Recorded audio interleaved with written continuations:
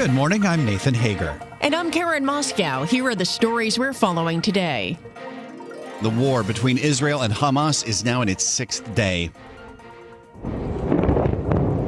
Israeli jets continue to pound key targets in Gaza ahead of a possible ground offensive. The military says it hasn't decided yet on a full-scale invasion, but Israeli Prime Minister Benjamin Netanyahu is vowing Hamas will be destroyed. We are fighting with all our strength on all fronts. We went on the offensive. Every Hamas member is a dead man. Hamas is ISIS, and it will be crushed and eliminated just as the world crushed and eliminated ISIS. Prime Minister Netanyahu says Hamas has threatened to kill hostages if Israel targets civilians in Gaza. The war has left at least 2,400 dead on both sides, and Secretary of State Antony Blinken has arrived in Tel Aviv in a show of U.S. support. Well, Nathan, President Biden has once again offered his full support to Israel. He says the U.S. stands shoulder to shoulder with its ally. We're surging additional military assistance to the Israeli Defense Force, including ammunition, interceptors to replenish the Iron Dome, and we've moved the U.S. carrier fleet to the Eastern Mediterranean, and we're sending more fighter jets there in that region, and made it clear to the Iranians, be careful. And President Biden is leaving open the possibility of refreezing $6 billion in Iranian oil money that was released as part of a prisoner swap amid growing bipartisan criticism. Meanwhile, a U.S. official says intelligence agencies still have no evidence indicating that Iran directed the onslaught. In the meantime, Karen, the U.S. is raising its travel advisory for Israel and the West Bank. Let's get the very latest on that from Bloomberg's Lisa Mateo. The Department of State has issued its second highest level for the area, a level 3, warning citizens to reconsider travel there due to the threat of terrorist attacks. Gaza remains a level 4, do not travel. The advisory cautions that terrorists and violent extremists may attack with little or no warning. It comes as a growing number of airlines suspend flights into Israel. Lisa Mateo, Bloomberg Radio. All right, Lisa, thank you. Now we turn to the latest developments in the battle for Speaker of the House. Republicans have jumped one hurdle, but Bloomberg's Ed Baxter reports there appear to be many more. The caucus nominated Steve Scalise for Speaker, yet there is a group of hardliners who say they will not vote for him, and another group who say they need to look further. The other contender, Jim Jordan, even backed him, but still not enough votes to get to the magic 217. Scalise says he needs to get to work. Our first resolution that we pass under Speaker Steve Scalise will be to make it clear that we stand with Israel. But that will have to wait because Scalise even saying there is a lot of work to do on this first. Ed Baxter, Bloomberg Radio. Okay, Ed, thank you. Turning to the markets and the economy, Wall Street is preparing for the consumer price report for the month of September. As Bloomberg's Michael McKee reports, economists are forecasting a further easing in inflation. Wednesday's unexpected rise in the September Producer Price Index hasn't changed forecasts for consumer prices. Analysts still see the index up at only half the pace of August, as gasoline prices remained relatively steady during the month, even as oil prices rose. And while goods prices rose faster than services in the PPI, investors and Fed officials will focus on CPI services. Services minus housing costs have contributed much of the inflation pressure over the past year, and the expectation is that should continue to ease.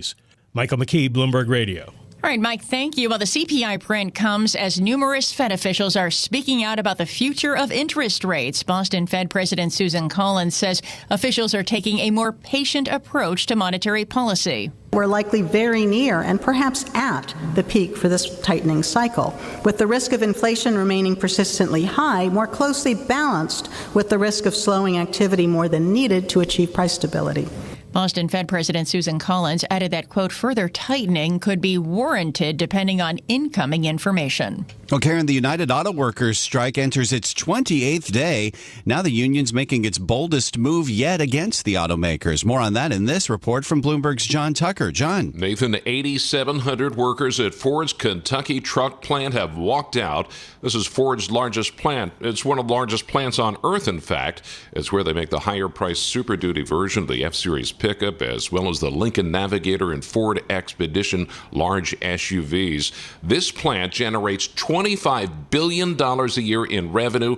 It's an unexpected move. Prior expansions of the strike have been announced in scheduled briefings. Ford last week did propose a 23% pay raise. The UAW wants more. Well, the company says this work stoppage will generate painful aftershocks. In New York, I'm John Tucker. All right, John, thanks. We have an update on another labor dispute across the country. Negotiations between Hollywood studios and the Actors Union have been suspended. There are still disagreements in key areas like pay. The union has been on strike since July. And in the trial of Sam Bankman-Fried, Karen, this morning, Alameda Research Co-CEO Caroline Ellison is expected to be questioned by Bankman-Fried's attorneys. Bloomberg's Angela Moon tells us what to expect. Basically, their strategy, has been all along that Sam Bankman-Fried was unable to do this alone, right? He had his inner circle, and they specifically mentioned that she was put in this role so that she could hedge the customer's money, so that when things got bad, that she was basically the one that he was going to rely on to get them out of trouble. In that report from Bloomberg's Angela Moon. All right, Nathan, thank you. It is time now for a look at some of the other stories making news around the world. For that, we're joined by Bloomberg's Amy Morris. Amy, good morning. Thank you, Karen. Nearly 20 Americans remain missing in Israel, and the Biden administration is working on finding them. Bloomberg's Nancy Lyons brings us more from Washington. President Biden assured Jewish leaders at the White House that his administration is doing everything it can to find the hostages, including deploying experts to help in the search. Now, the press are going to shout to me, and many of you are, that, what are you doing to get these folks home? If I told you, I wouldn't be able to get them home. Biden's Secretary of State Antony Blinken will be meeting with Israeli leaders in the next few days, and he says he will be briefed on efforts to recover the hostages. In Washington, Nancy Lyons, Bloomberg Radio. Meanwhile, Donald Trump is drawing criticism from Ron DeSantis, a rival for the Republican presidential nomination, over comments on Israel just days after that bloody assault by Hamas. During a rally in West Palm Beach, Florida last night, Trump said that Hezbollah was smart. Hezbollah is very smart. They're all very smart. The press doesn't like when they say it. I said that President Xi of China, 1.4 billion people, he controls it with an iron fist. I said he's a very smart man. They killed me the next day. I said he was smart. What am I going to say? Trump added that Hamas would never have carried out the assault under his watch and criticized Israeli Prime Minister Benjamin Netanyahu for not joining him in a 2020 drone strike in Iraq. He did emphasize strong support for Israel and did condemn the violence. But Florida Governor Ron DeSantis posted on X, the former Twitter, saying that it is absurd for anyone, much less someone running for president, to criticize Israel and praise Hezbollah. In just a few hours, NASA is sending a spacecraft out into the solar system in hopes of better understanding Earth. Bloomberg's Tracy Junkie has the story. NASA is launching a mission to a metal asteroid called Psyche. The 2.2 billion-mile trip will take 6 years. And once the probe arrives, it will be the first to check out a world with a metal surface. It's thought that Psyche is actually the core of a planet that never got to develop a rocky surface like that of Earth and Mars. And by studying Psyche, scientists hope to learn more about how our own planet was formed. Tracy Jonke, Bloomberg Radio. This morning's launch is set for 10:16 Eastern Time.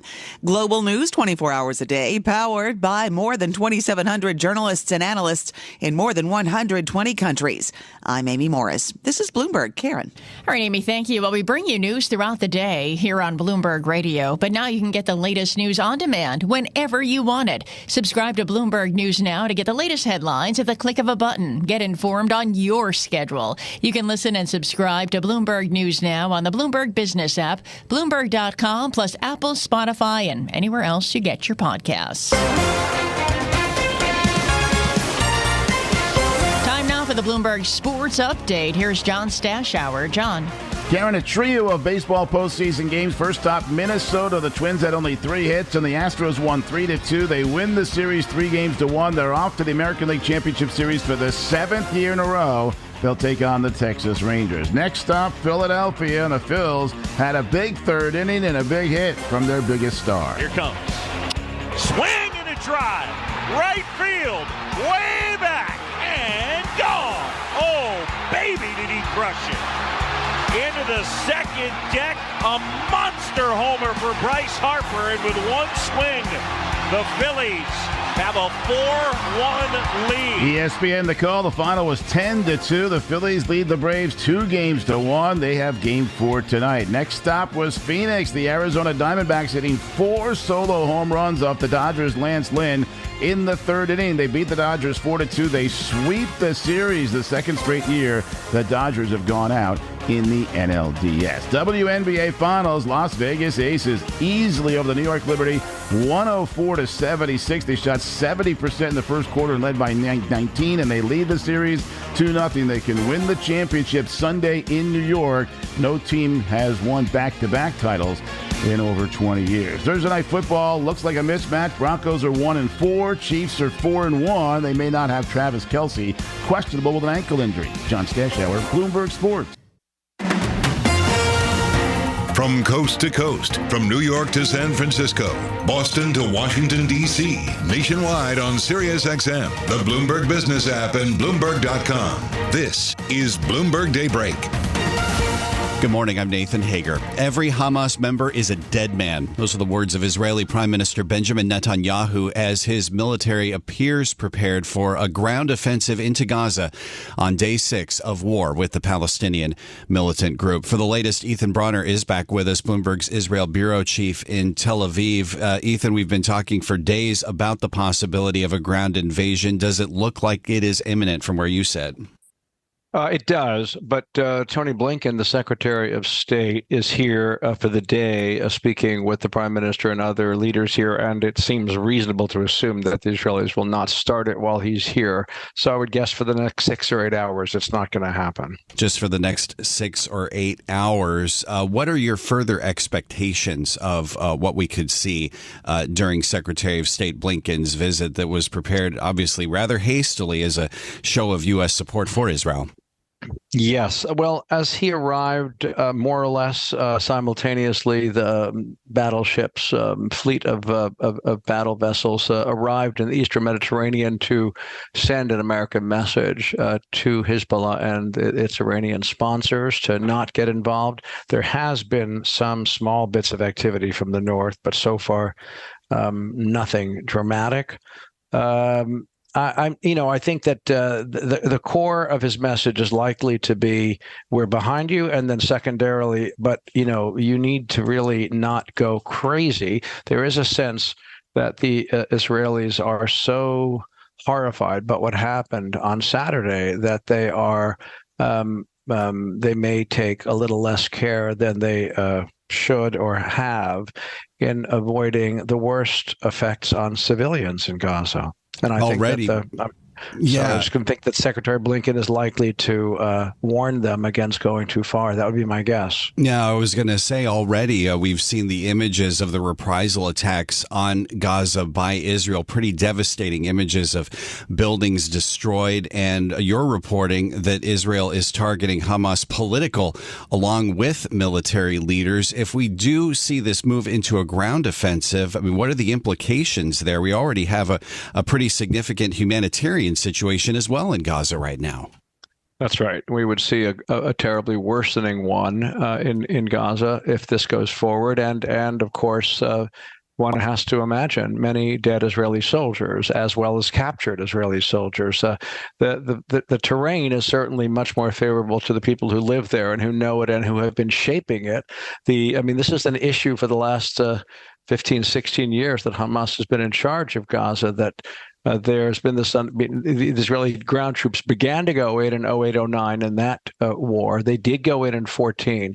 And Hamas has sort of prepared underground tunnels and underground places in order to mess with the tanks and the people coming in. Obviously, the Israelis also know that, but so it's a little hard to know how it's going to all shake out, but it doesn't promise to be simple. And we've also heard the threats and warnings from Hamas that hostages could be killed if civilians are targeted by Israel in Gaza. Is that potentially tempering the feelings that Israeli leaders could have ahead of what's to come in Gaza? You might imagine that it is, but it is not, to the best of my ability to understand what's going on. The Israeli attitude has hardened quite significantly as a result of what happened on Saturday, and there is almost no interest or time in a kind of mercy for any civilian situation, their own guys, and so forth. There is definitely a sense that they're not going to allow the holding of their hostages to stop them from doing what they believe they have to do. And we do have the unity government now behind Prime Minister Netanyahu, the opposition leader Benny Gantz putting his differences with Netanyahu aside, at least as far as the war goes. What could that mean for Prime Minister Netanyahu's leadership and where this war could go in the days and weeks to come, Ethan? So Benny Gantz is a more moderate figure than Prime Minister, and so one has to imagine that he will be a moderating influence in some fashion, although it's confusing because all of the so-called moderates, and I don't mean that in any negative way, in Israel today still seem as angry and as vengeful as people on the right. So I don't really know what it means. It means that what decisions that are going to be taken, there's just an inner war cabinet of the Prime Minister, Benny Gantz, and Yoav Gallant, who is the defense minister, and they're going to make all the decisions. So it does mean that the extremists in this government, Ben Gvir and Smotrich, way to the right, are left out of the main decision making. I'm not really sure what that will mean. I assume it'll mean, cooler heads, but I'm not sure. This is Bloomberg Daybreak Today, your morning brief on the stories making news from Wall Street to Washington and beyond. Look for us on your podcast feed at 6 a.m. Eastern each morning on Apple, Spotify, and anywhere else you get your podcasts. You can also listen live each morning starting at 5 a.m. Wall Street time on Bloomberg 1130 in New York, Bloomberg 99.1 in Washington, Bloomberg 106.1 in Boston, and Bloomberg 960 in San Francisco. Our flagship New York station is also available on your Amazon Alexa devices. Just say, Alexa, play Bloomberg 1130. Plus, listen coast to coast on the Bloomberg Business app, Sirius XM Channel 119, the iHeartRadio app, and on Bloomberg.com. I'm Nathan Hager. And I'm Karen Moscow. Join us again tomorrow morning for all the news you need to start your day right here on Bloomberg Daybreak.